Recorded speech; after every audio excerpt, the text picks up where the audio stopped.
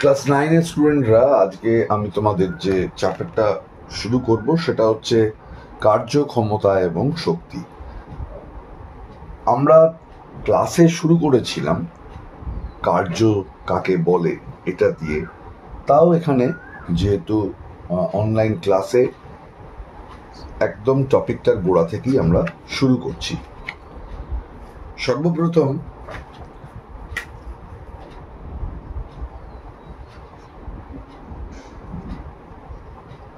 কার্য ক্ষমতা শক্তি, work power energy.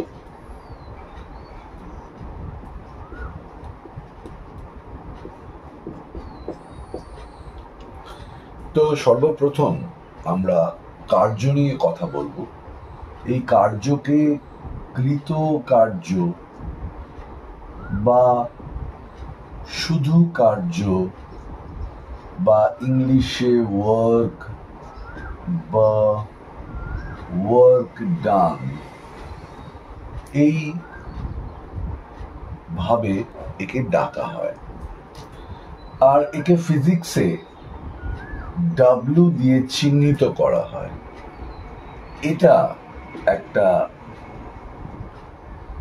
Scalar রাশি বা স্কেলার কোয়ান্টিটি।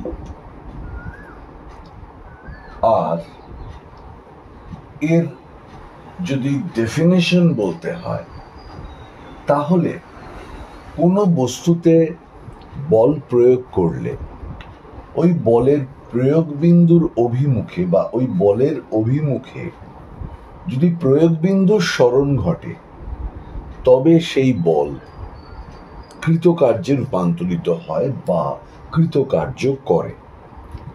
তার মানে কোনো একটি বস্তুতে আমি যদি বল প্রয়োগ করি, মনে করা যাক এফ বল প্রয়োগ করলাম, এই বলের যে অভিমুখ, সেই অভিমুখ সরলরেখা বরাবর আমি যদি এটাকে এগিয়ে দিই, তাহলে সেটা হচ্ছে এর অভিমুখ।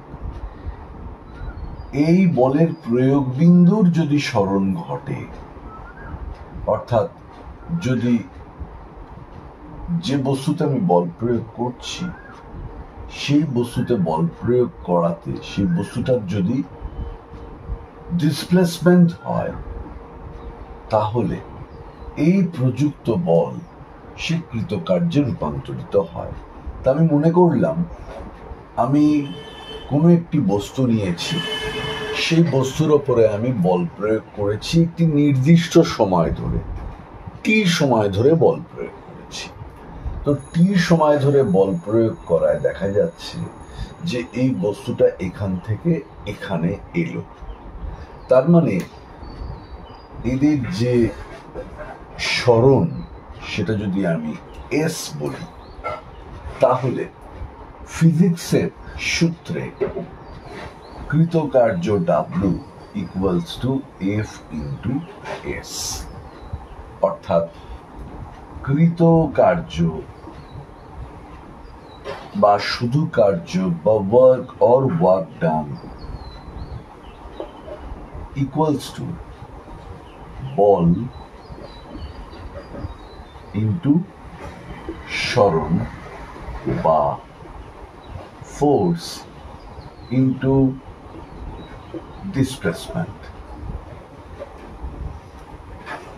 বল ইন্টু সরণ, ফোর্স ইন্টু ডিসপ্লেসমেন্ট হলো ওয়ার্ক ডান। এইবার সব সময় যে বস্তুর ওপর প্রযুক্ত বলের দিকেই সরণ ঘটবে এমনটা তো নাও হতে পারে। ক্যারাম খেলায় স্ট্রাইকার দিয়ে যখন মারা হয়, তখন যে ঘুঁটিতে গিয়ে লাগে সে ঘুঁটি তো অনেক সময় এদিক এঁকে বেঁকে যায়। তাহলে সেই ক্ষেত্রে কি কৃতকার্য বা ওয়ার্কডান হবে না? হবে। সেক্ষেত্রে আমাদের একটু ত্রিকোণমিতির সাহায্য নিতে হবে। ত্রিকোণমিতির সাহায্য মানে আমি যদি এরকম একটা রাইট ট্রায়াঙ্গেল সমকোণী ত্রিভুজের কথা ভাবি, যেটা এ বি সি, এই কোণটা 90 ডিগ্রি, এটাকে যদি থিটা ধরি তাহলে এই কোণটা হবে 90 ডিগ্রি মাইনাস থিটা।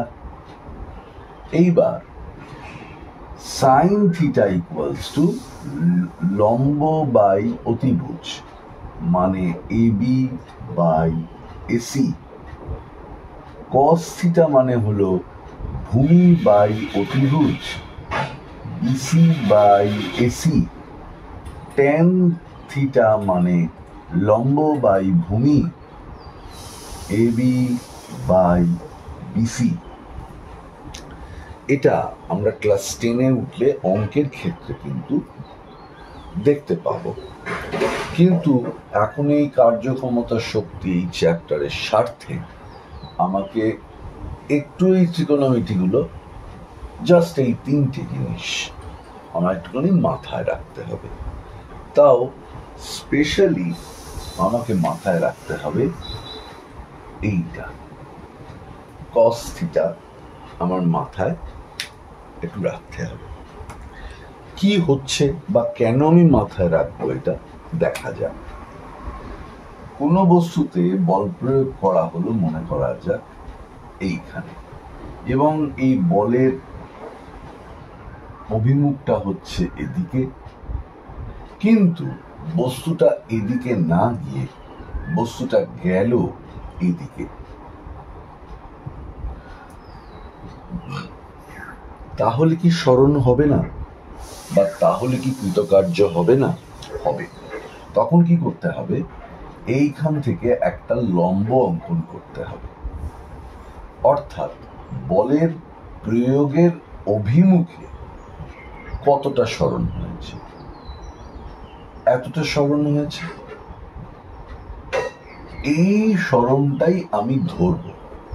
আমি ধরি এইটা যদি এস হয় আর এটা যদি থিটা হয়, তাহলে দেখো এ বি সি এইরকম ত্রিভুজের মতো করলাম।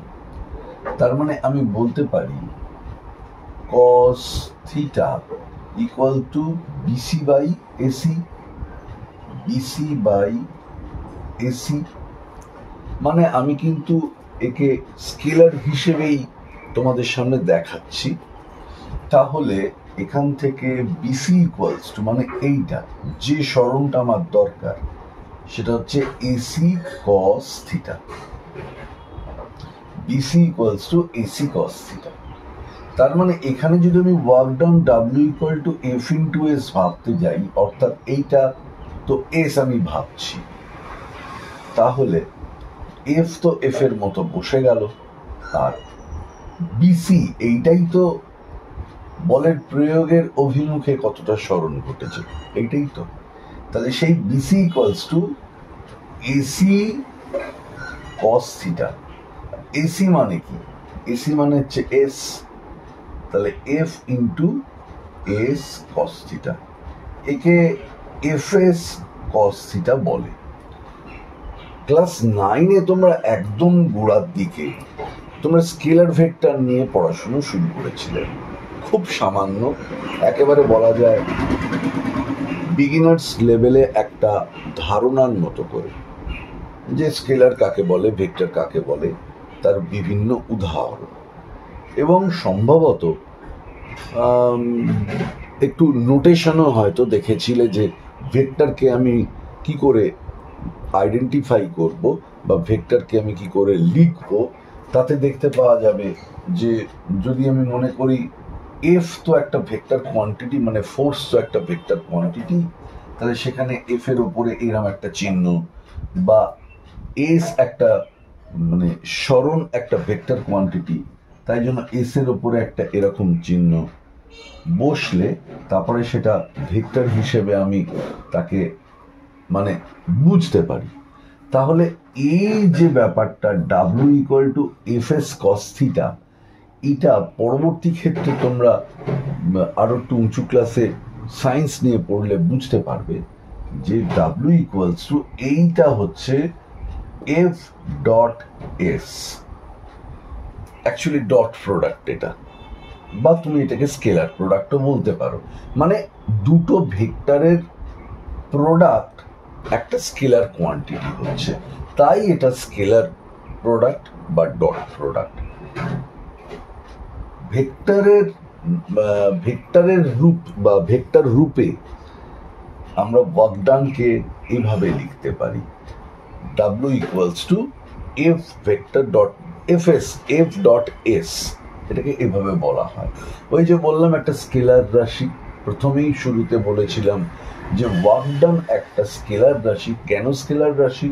দুটো ভেক্টর রাশির সমন্বয় গঠিত হচ্ছে যে স্কেলার রাশি, সেটি হচ্ছে ওয়ার্ক ডান। তাহলে এর তোমাদের ক্লাস অনুযায়ী ফর্মুলা হচ্ছে যে work done equals to force into displacement, ঠিক কথা।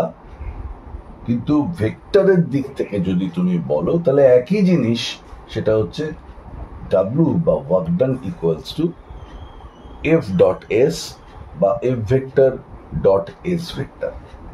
খুব গুরুত্বপূর্ণ এই জায়গাটা, তার কারণ এরপরেই যেটা আসছে, এরপরে আমরা এই ওয়ার্ক ডানের ইউনিট নিয়ে আলোচনা করব, তার ডাইমেনশন নিয়ে আলোচনা করব।